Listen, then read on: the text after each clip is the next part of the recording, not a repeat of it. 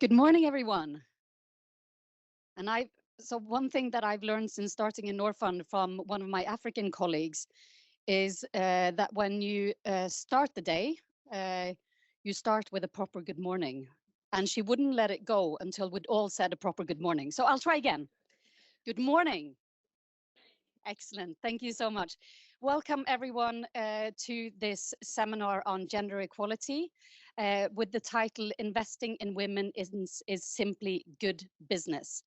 On behalf of CARE and Norfund, it's my great pleasure to welcome you today.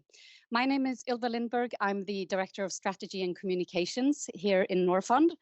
And I think we have the next hour in front of us talking about why it's simply good business to invest in women, what it means in practice on the ground, and also some of the things that we need to do going forward. So with those words of very brief welcome from me, it's my distinct pleasure to give the word and the floor over to Kai Martin Georgsen, who is the CEO of CARE. Welcome, Kai Martin. Thank you so much. And I like to think of CARE as being the plow in the field and working in front of the bigger guys coming behind to seed and to harvest, just like Norfund. And 30 years ago, CARE Norway was instrumental in initiating what is now known as the Savings and Loans Group. And it has become a global tool for women to get together, to start on their journey for financial inclusion, and being able to grasp opportunities and realize their dreams. 3 weeks ago, I met women entrepreneurs in Palestine. And they work and live in rural areas. And with CARE's work, some of them had started a dairy cooperative. Milk and other dairy products could then get into a bigger value chain, giving the women more returns and a better life. And at some point, Norfund, Yara, other investors and producers may work with such small initiatives growing from almost nothing.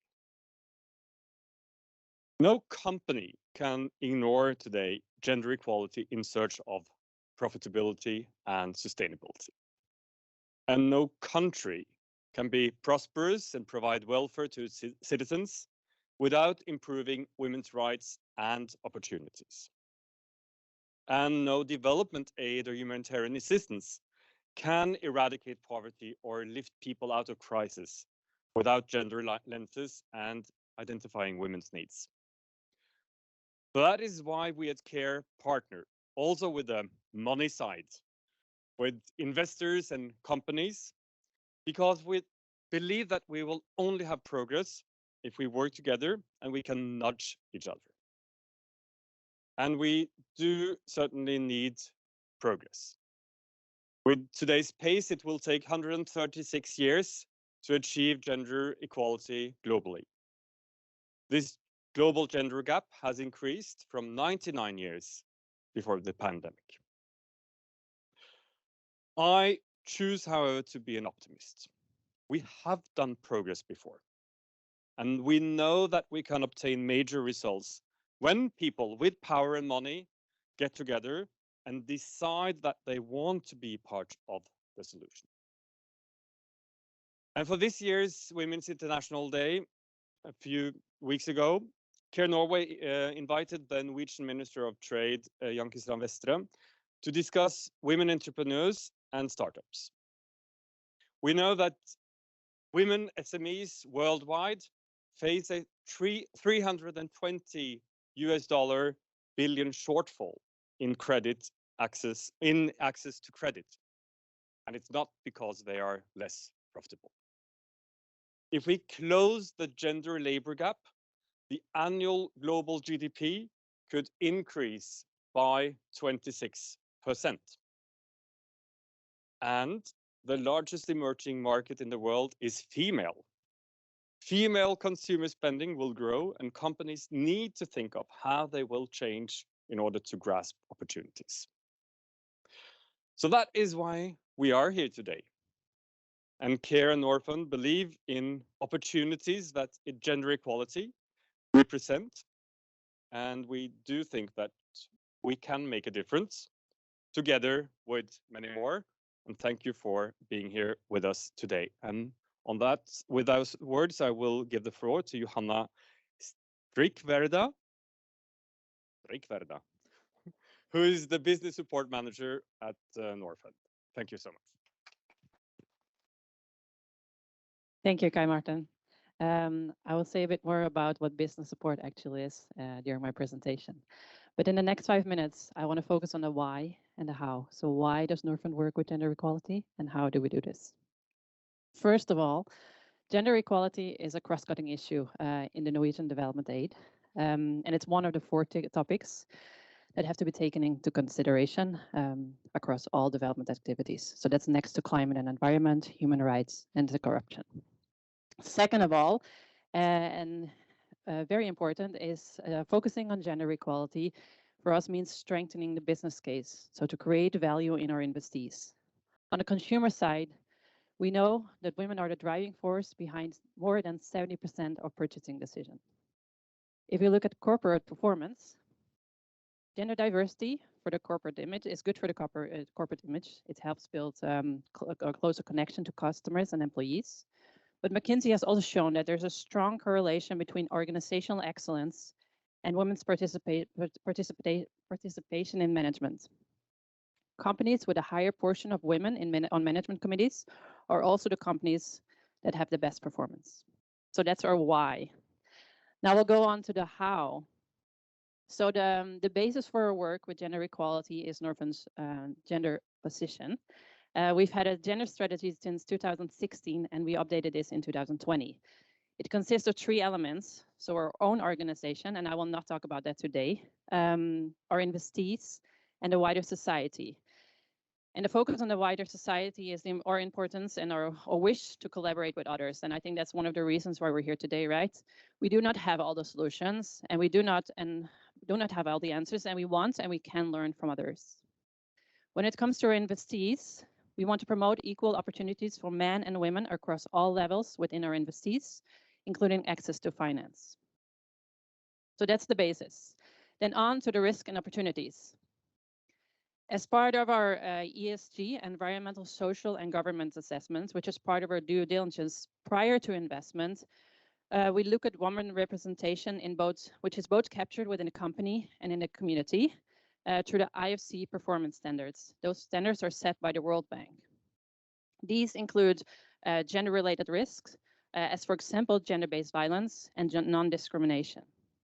What is very important to mention here is that these risks, but also the opportunities, depend on the country and the cultural context. So these assessments are based on individual cases, right? They differ from case to case. When we look at opportunities, I can just say that we apply a very simple 2X framework to capture the opportunities in 4 ways. So at the entrepreneurship level, leadership, employment, and customers and clients. Finally, in terms of opportunities, Norfund has a business support facility. These are grants through which we co-finance projects or initiatives that go beyond our requirements, and we can bring value add through, for example, focusing on gender equality. And the first thing I wanted to mention here is that under this facility, we actually have a collaboration with NHO. So we offer to, in the countries where the Female Future program is active, we offer this to all our investees. So it's, for example, Ghana, Tanzania, Kenya, and Uganda. And second part of this is that we have like more tailor-made projects we develop together with our investees, which focus, for example, on a gender gap assessment or developing a gender action plan. Finally, in terms of how, and I'm going to come back to Kai Martin's point, which is also important for us, is this collaboration, right? Norfund is a development finance institution. We have a development mandate, but we're also a minority investor, providing debt and equity. We can nudge our investees, but we're very dependent on strong partners. And here I wanted to give 2 examples from the agricultural sector. So the first one is Lilongwe Dairy, which is the largest dairy producer in Malawi. We invested in 2020. And Lilongwe Dairy is actually sending participants to the Female Future program this year. So again, hinting to our collaboration with NHO. The second one is Agdefco. Agdefco is an investor focusing on developing agribusiness in Africa. In this particular case, our collaboration with the British Development Finance Institution, CDC, was very important. They have a strong focus on gender equality. And based on their assessment, we now know that Agdefco actually has a higher average female representation than any other African fund. In case of Agdefco, Norfund will support the focus on gender equality by sending a female board member. And the second part is that Agdefco, very much like Norfund, has a technical assistance facility, or they want to support their investees by providing professional and technical expertise, focusing on gender equality and climate. And Norfund, next to its investment, will support this work in the coming years. Thank you. Per Christian, the floor is yours. Thank you very much, Johanna. My name is Per Christian Spertli. I'm a head of public relations in Norfund. I'm stepping in for Signe, who has got COVID. We're not quite done with the pandemic yet, but we'll survive it, at least here. I'm going to invite up to the stage Cromwell Ellie. He is the vice president in charge of talent management in Yara. Talent management and diversity and inclusion. Great. Yeah. Thank you for coming. We've just heard about Norfund's approach to gender equality. Yara, you're quite a different actor in this space. You're a huge company with a presence all over the world. Can you tell us a little bit about your approach to gender equality and why you work with this? I mean, like it says, it makes business sense. And, the speaker before us quoted McKinsey, Harvard, and all these big agencies and research institutes talk about how important it is. Besides being the right thing to do, it makes business sense, and it creates a lot more innovation opportunities. Research shows us that companies are a lot more productive. We see the importance as well within Yara, so we've done a number of initiatives to make things a little bit more fair and provide more equitable opportunities. So yeah, I mean, it's almost I think this question should be parked now, and we should just focus on the actions now, because we all know the why. It's just about the how now. Exactly. So yeah, so could you tell us a little bit more about the how in Yara? I mean, and Johanna mentioned that the risks are different, the opportunities are different. You have employees in more than 60 countries. You're selling to almost every country in the world. Yeah. How do you work concretely within your organization on this? One of the things, we do have DEI targets, diversity, equity, and inclusion targets. It's not just for Norway or HQ. So we have similar targets across the, the organization. So when it comes to, just if you look at one sector or one sort of portion of the organization, senior leaders, we have set ourselves a target of achieving 40% female leaders at the top 3 tiers, right, by 2025. Are we there yet? No, right? We changed the target. Is that in each country or across Yara. And so in some parts of the world, maybe it's a little bit easier, because it's a lot more accepted. In some parts of the world, it may be a challenge, right? So but challenges are welcome. We need to set ourselves some targets. And if you don't have any targets, then it's hard to measure, right? You treasure what you measure. So, that's just one of the initiatives. We set up a DEI organization, the role that I have. I just took over the role, a few months ago, but the role was set up a couple of years ago to strengthen our diversity and inclusion efforts, and not just about gender, but about people from different backgrounds, ethnicity, personal or preferences, orientation. So we focus on everything. And the reason this team was set up is to strengthen, DEI, to set up, the ways of work, that the way we do it in Norway, we want to scale it across all the different countries that we are part of. Yes, we do have challenges in some places, but we still have to overcome them. Right. So, do you have any concrete examples of any progress that you've made, that you've seen in the years that you've been working? I mean, not you personally working. Yeah. I can give personal examples as well. But you have been working on this as a company for that. Yeah, we do. And one of the things that we've maybe I can just mention a couple of examples. One is, since it's an agricultural, related business, we started sometime last year. I don't remember the exact time, but Women in Agronomy, one of the projects where, women agronomists are, of course, we don't have many given the nature of our business. The chemical industry doesn't attract a lot of females, or not yet. Hopefully, Yara can change that. Women in agronomy are able to connect with senior leaders across the organization, get mentors, coaches, understand, the business much better, and have a much more fruitful and, upward career. If we look at upward as progress, or even sideways for that matter.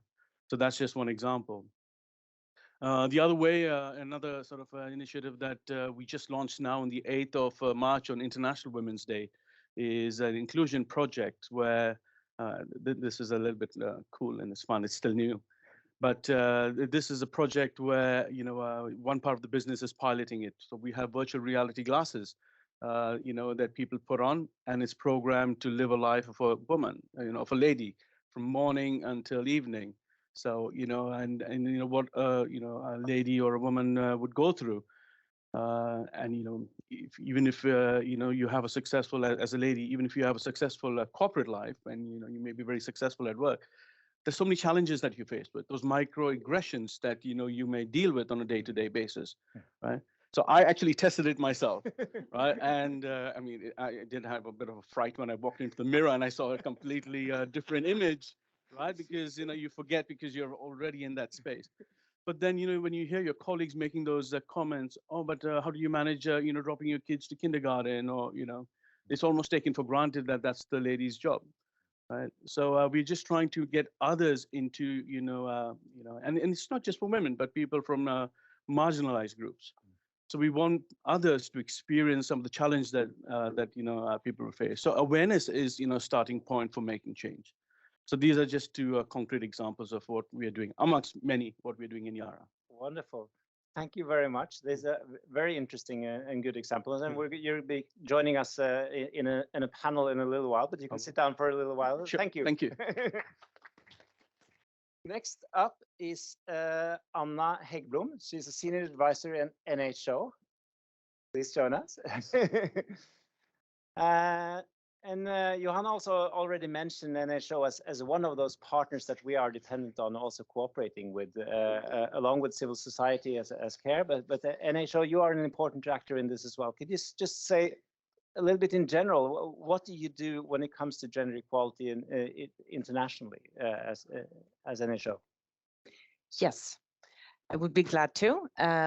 Good morning, everyone. Anna is my name. I think I'll just say a few words first about where exactly in the NHO system I'm coming from, because I think it needs a bit of an explanation, that I'm not representing the full body of NHO. NHO has in its international department a team called the NHO International Cooperation Program. We're fully funded by NORAD, and we have our own sort of goals and targets and indicators and all of that, which we report on to NORAD. So we work with a number of our sister organizations around the world, mostly in the African continent, also in Asia. And I would say, to put it very simple, we transfer knowledge from the NHO system to our sister organizations around the world. It could be best practices or just expertise that has grown in the NHO system that our sister organizations see a need of in their contexts. And a component of what we do concerns gender equality. What I'll talk mostly about today is the Female Future Program, but we also do other things in gender equality. Just to mention a few of them, we have components in where we collaborate with our Kenyan sister organization, where we promote girls and women in STEM education. So that's science, technology, mathematics, and engineering. We've also been supporting our sister organizations to set up gender audits that they can offer to their members. And also, we've been supporting gender equality aspects of collective bargaining agreements and also to influence policy. But a major part of the work that we do in gender equality concerns the Female Future program. And yeah, Johan already mentioned that a bit as something that we in Norfund has been taking advantage of through through our investees. Can you tell us a little bit how was this set up and what's the goal of this program? So the Female Future program was started in Norway in 2003. It was set up. It was NHO's response to the bill or the quota on having an equal representation of men and women in company boards. And in Norway, it was meant to give Norwegian companies a broader pool of talent, let's say. It's a 9-month training program in Norway, where companies can send or can recommend talents in their organization, female talent, to go through this program and to develop. The goal of the Female Future program is to increase the share of women in decision-making bodies or decision-making positions, so in management teams and in boards. It's also to facilitate a combination of, let's say, work-related and family-related responsibilities, to assist companies in developing their gender equality policies. Ultimately, it's also to meet the Sustainable Development Goal 5 on gender equality and empowerment of women, of course. And the program was in 2010. It was exported outside of Norway for the first time to Uganda through our collaboration with the Federation of Uganda Employers. It's now in 5 countries on the African continent through our collaboration. So it's in Tanzania, Uganda, Kenya, Ghana, and Tunisia. And in some of these, they're a little bit in different stages. So in Tanzania and Uganda, they are basically self-sustaining now. These our partner organizations, Association of Tanzania Employers, Federation of Uganda Employers, and so on, they are running these programs themselves, independent of us. In other countries, like in Ghana, it's starting up. So yes, and the collaboration with Norfund has been that the participants have been recommended or have been sent to the program as participants in some of the countries, and also Norfund has supported the startup of the Female Future program in Ghana. Yeah. Mm. Great. Do you have any like concrete stories, examples of what has been accomplished in some of these countries? Well, currently now we were discussing yesterday how many has now gone through the program. It's always a bit of a round figure. Some are in it, some are, and so on. But around 600 women on the African continent have gone through the training. As I mentioned before, the goal is for them to then go on to management positions and to board positions. We also have figures there, but it's a bit fluctuating. But a majority of the ones who have undergone the training have proceeded or have made career advancements as a result of the training. We're also often discussing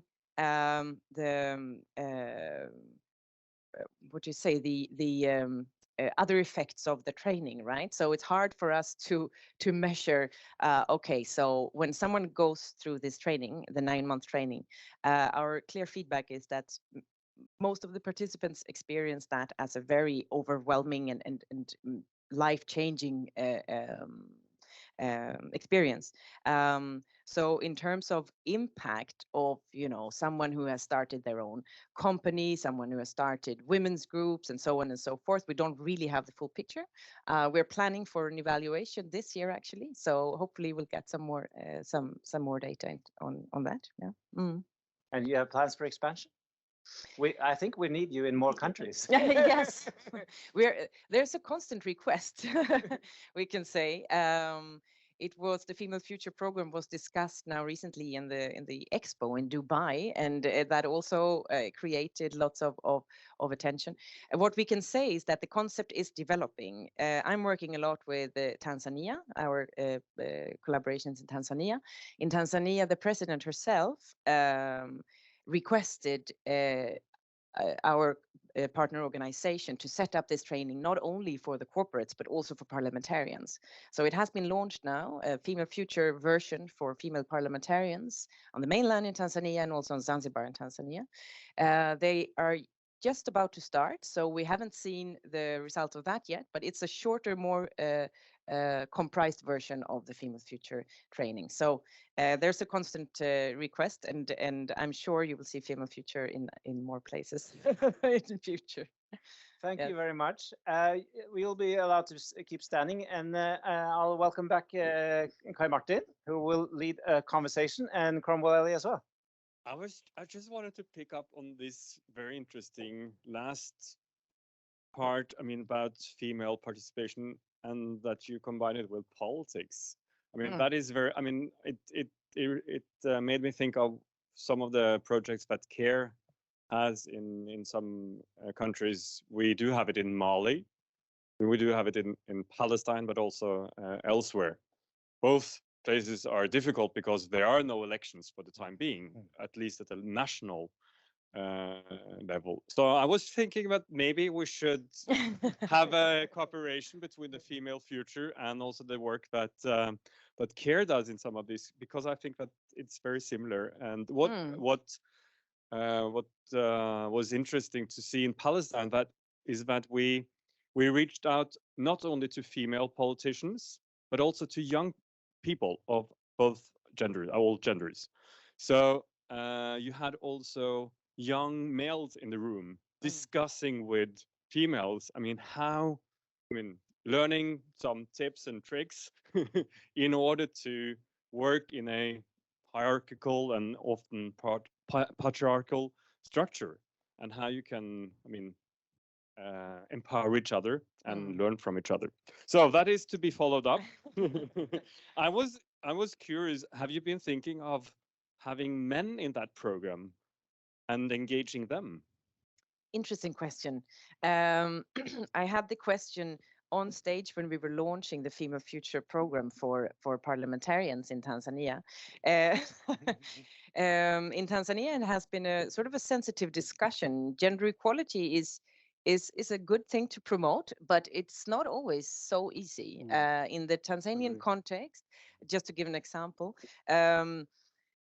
it has created some tension also, saying that why are there all these efforts only focusing on developing the women? We as male parliamentarians, we need this training as well. I want to develop in the rhetorics and leadership and so on and so forth. It got into quite a heated discussion, an interesting one. What we are seeing is that there's for sure a need for what we often refer to as male champions, to also support this kind of initiatives. So that is not something that is concentrated in only, let's say, a women's club, which it can be criticized sometimes, that this is something internal and it creates tension. We're speaking about gender equality, right? So we should, and in Tanzania, our partner organization, they have been discussing with the government to set up sort of a function on the side to have also male champions, let's say door openers, they refer to them as sometimes. And if one looks back in history of in Norway on gender equality, there has also been male champions, right? To sometimes enable and to sort of be on the watch of discrimination and so on. So I think that's something that needs to be addressed, and I think it's also needed for the success of what the training is actually about. It's strange that something that is profitable should be, left for just 50% of the population to work with.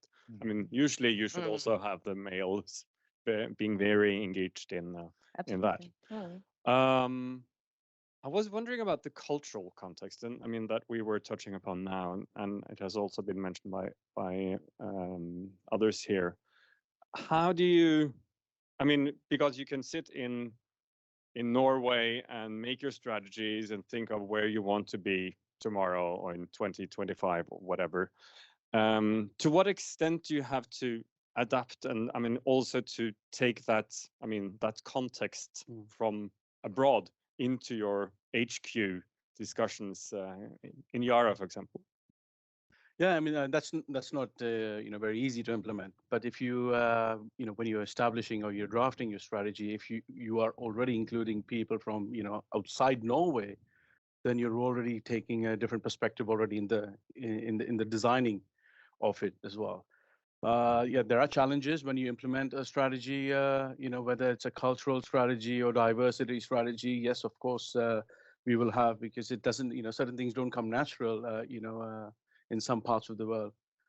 Maybe not so much on gender, but when it comes to one of the other initiatives regarding diversity and inclusion anyway, it's like about Pride Week, right? It's so acceptable in some parts of the world, right? But in some parts of the world, I mean, if you are associated with being part of the LGBTQ community, you could be arrested, jail, and the prison sentences vary. So of course, we need to take a stand on, as Yara, that we are a very inclusive organization. But then to a certain extent, we also have to leave it to the local countries to adapt according to that. So when it comes to culture, when it comes to DEI, it's not so easy to say one size fits all. So we need that local adaptation. I was curious about Anna was telling about her department, or I mean unit, is part of the NHO, and I was wondering about yours. I've been working also in the private sector myself, and I mean it's often it could be a risk that, I mean, working with diversity, inclusion, sustainability, these issues, that they are kind of on the side and not part of the business strategy. Can you tell us a bit more how this is being done in Yara? Will it be something that, I mean, you do the DI things after you have done proper business? I mean, and that's an interesting question, because sometimes it does appear, right? In some organizations, it could be like a stepchild or a cousin, but not really part of the immediate family. Let me start by giving an example of my team, and then I'll move to the broader Yara. When I joined Yara, I had only the responsibility for talent management. So how do we do our promotions, recruitment, succession planning? And then when there was an opportunity to make some changes in the company, then we thought it was a really good idea to sort of merge diversity into talent management. One is because we don't want to see diversity as a separate thing, but more as integrated in all the processes that we do, right? So it should just be a natural thought when you're thinking promotion. You just don't think of the people that are around you in the same room, but you think beyond. You think culture, you think diversity, you think ethnicity and everything. So that's just how my team is built. Then when it comes to Yara as a whole, I mentioned to Per-Kristian in the early example, we've set ourselves diversity targets, right, to meet, because we know that without having good gender balance or ethnic balance organization, you're not going to succeed as well as as you can. The top management is leading by example. Our board consists of 4 women. Our executive team consists of 50% females. So it's definitely not looked at as a side sort of a gig, but it's really looked at something that we are trying to drive in everything that we do. So there's a lot of investment put in the people processes, including diversity. So if it was a side gig, I don't think we would be getting all that attention. I'm thinking, Per-Kristian, from the investor side, to what extent is gender equality being seen as, I mean, crucial to a company's the returns and I mean strategic development? Is it just something that a minority investor as Norfund kind of comes up with and is flagging that gender equality flag from Norway, and then all the other investors are like, okay, let them have their 50 minutes of fame, and then we can keep on.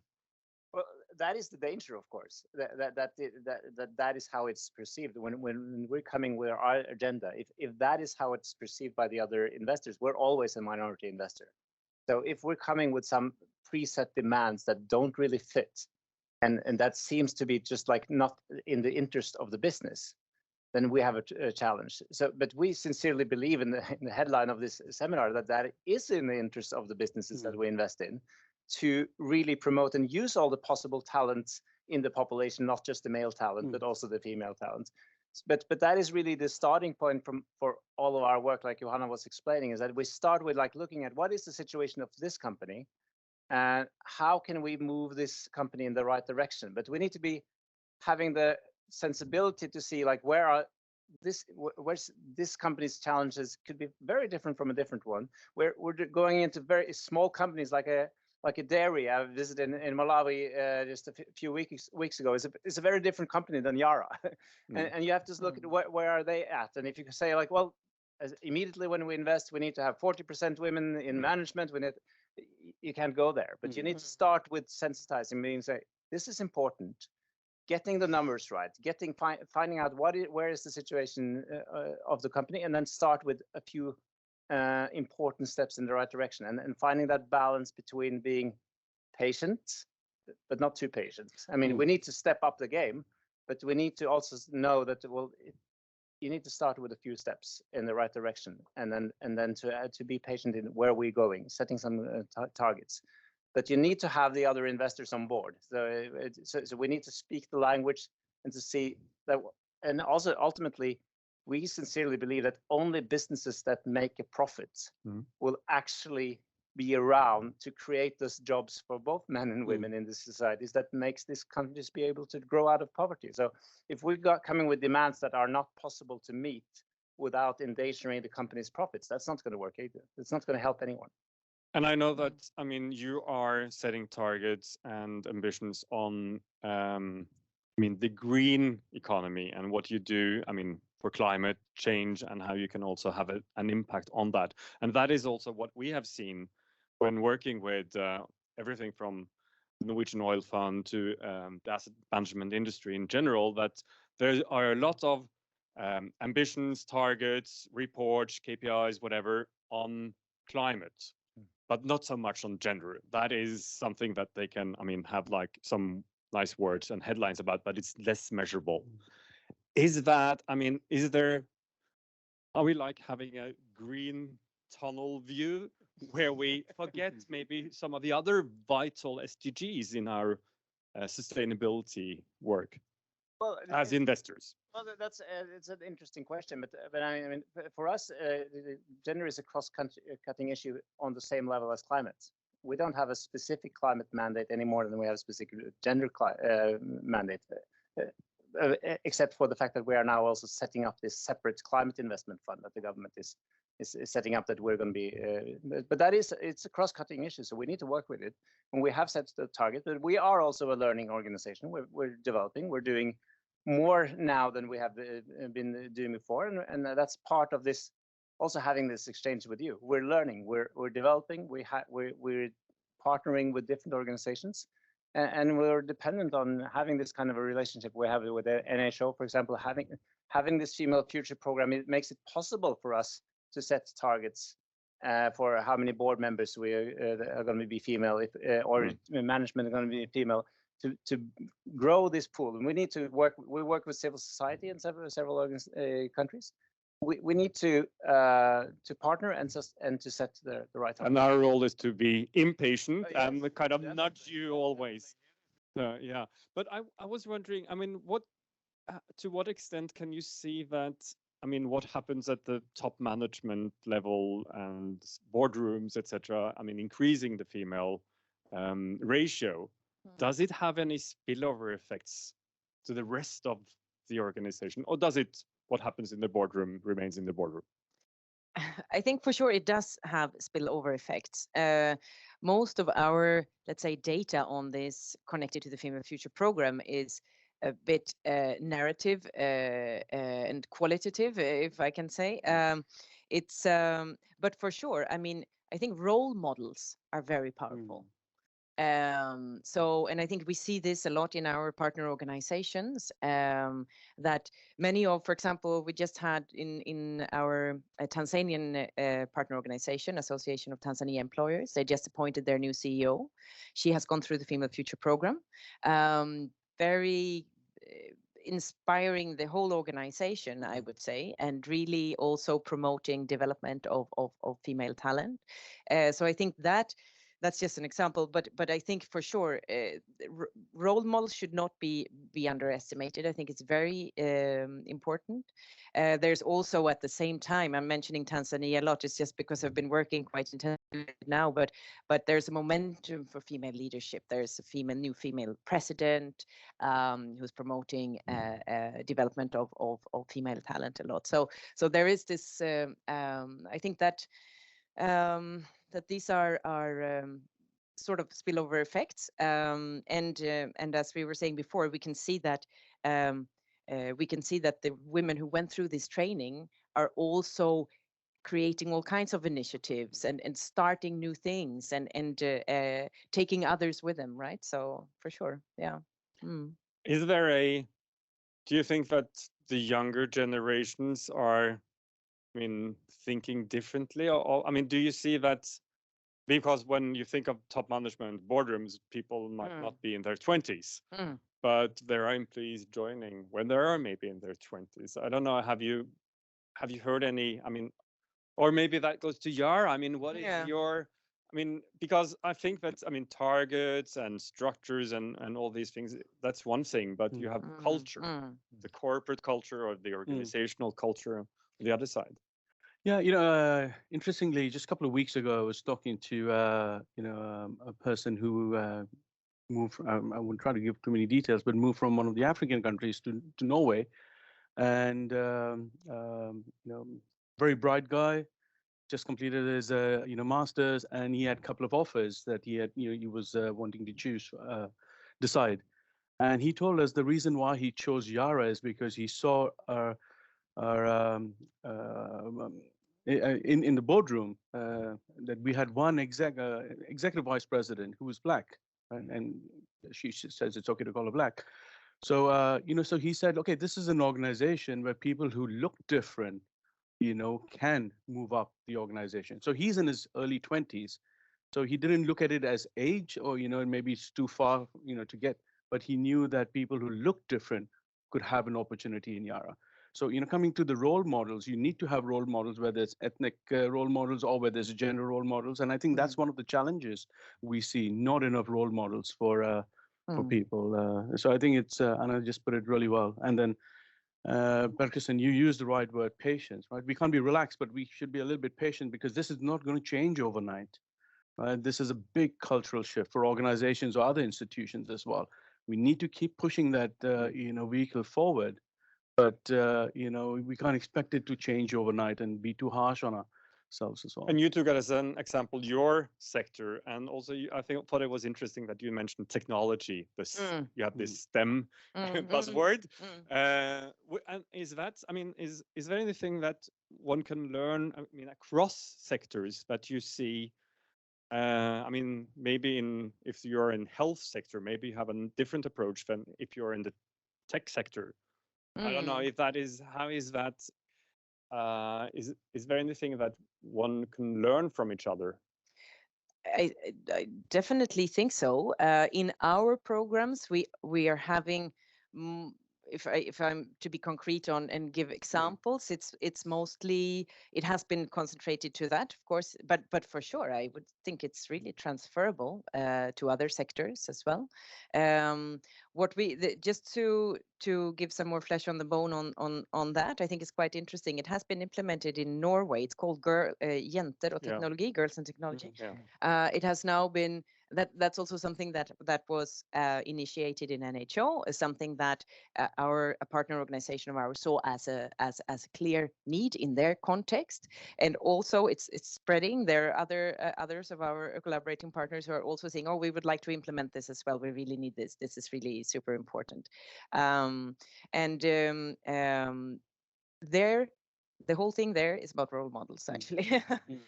They're using a lot of influencers and doing school campaigns and events and so on to engage with young girls and women who are about to make an educational choice and to inspire them. So for sure to Yeah, get that's to a your very good example. Yeah. Mm. And I was thinking, I mean, also I mean, thinking of the female consumer economy.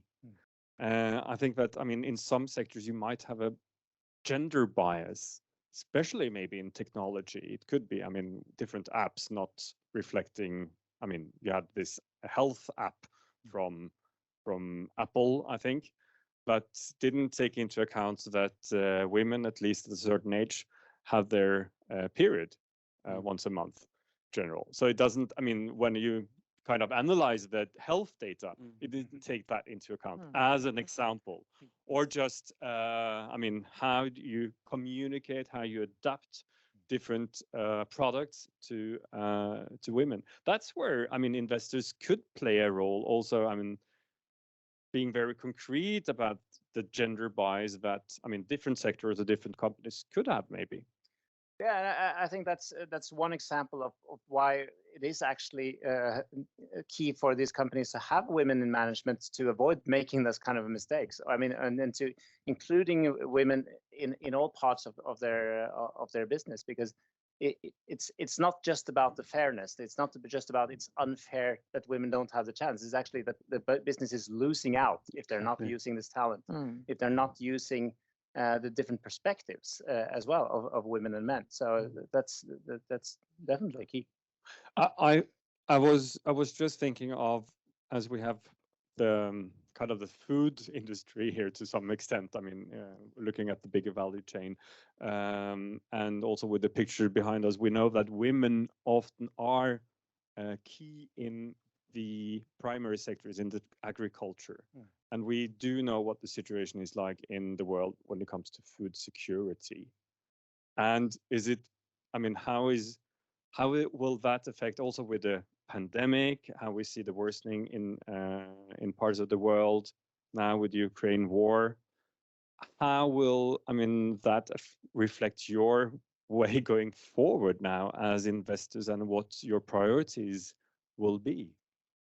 I mean, what we have been experiencing first is this tremendous shock of COVID when it comes to employment. And I mean, we already had a huge challenge in the world, and especially Africa, where the population is growing so fast, just to keep up with the growth in demand of jobs, and to create enough jobs to just keep up with the population growth. And that has set us back tremendously. Employment rates are down. And even though, I mean, the direct effects of men and women has not been that different, the starting point was so much lower for women. So it's been, relatively speaking, set us back more. And now with the food situation as well, that also fits. I mean, we're just now updating our strategy for the next years, and so we don't have a new updated strategy. But our current strategy says that we want to invest more in the value chains of the food system, to create markets for those small farmers. Like I have to mention, it's my first journey out abroad for 2 years. I went to this Lilongwe dairy in Malawi. This is a great example of this. By strengthening this dairy, and you mentioned a dairy as well in Palestine. It's 10,000 smallholder farmers that are delivering milk into this dairy, that are increasing their income. And by creating that kind of value chains, we're also in replacing imports, because most of the dairy products, or half of the dairy products in Malawi, are imported. So it's increasing the food security. It's giving extra income to farmers, and men, often the women, and then creating this kind of a valuable businesses. But these are real businessmen, and you need to work with their language.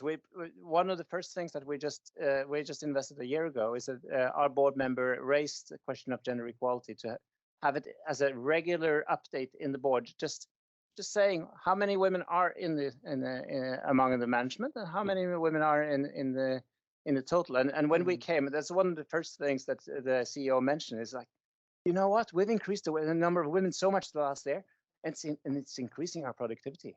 We're doing better now after this happened. So and that wasn't any strict demand. We just wanted to have the numbers. Yeah, get it into an Excel sheet, and then it will what gets measured change the world. gets done. And what I found very, interesting and also touching is that one of the ladies that we met with at this, they were in Palestine, so coming back to all our recent references. But she not only had more money, more time, but she had also now been elected to the local, the village council. So because she was through that, empowered also to take on a bigger role, and she was seen differently by both men and women locally.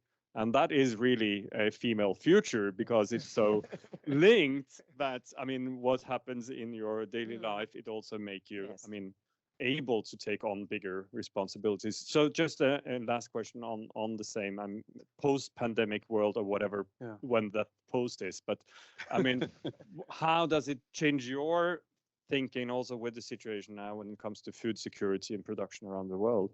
Yeah, you've said this really well, and one is I think it's not just about income in my view, but it's also mental health, and it's also the social effects that getting back to work has, right? And because it's not just a source of income, but it's about socializing, interacting, feeling the sense of independence. So we also want to see that happening across.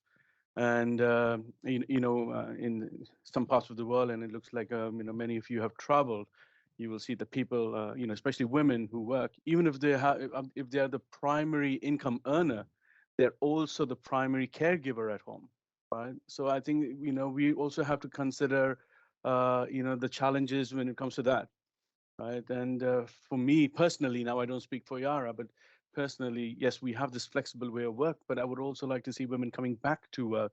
It's only because, in some parts of the world, you're trying to work from home, but you live in a small apartment or a small home, and, with extended family, and, that causes a lot of challenges. And work also becomes, a sense of respite, for you to get to work, to socialize.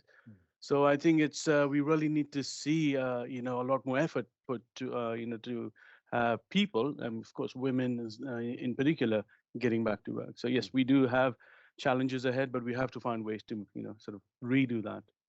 So another last 20 seconds are yours.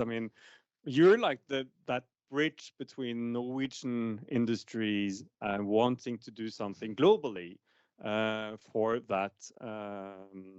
For taking also out what we have learned here, and to make others also being able to increase maybe their structures, or improve their structures, and improve their knowledge about a more female future. So what is when you think of that female future now, and the next steps, we were talking about it, the next steps of that program, but if you had like a big pot of money and you could set ambitions for the next steps, what do you think that NHO and others could do to have a more female future? I think just before I answer that, I just want to underline also that it's one thing in our work. We transfer, maybe I said it a bit in the wrong way in the beginning. We transfer knowledge from the NHO system to our sister organizations around the world. It's not fully true, because they transfer a lot of knowledge to us as well, right? And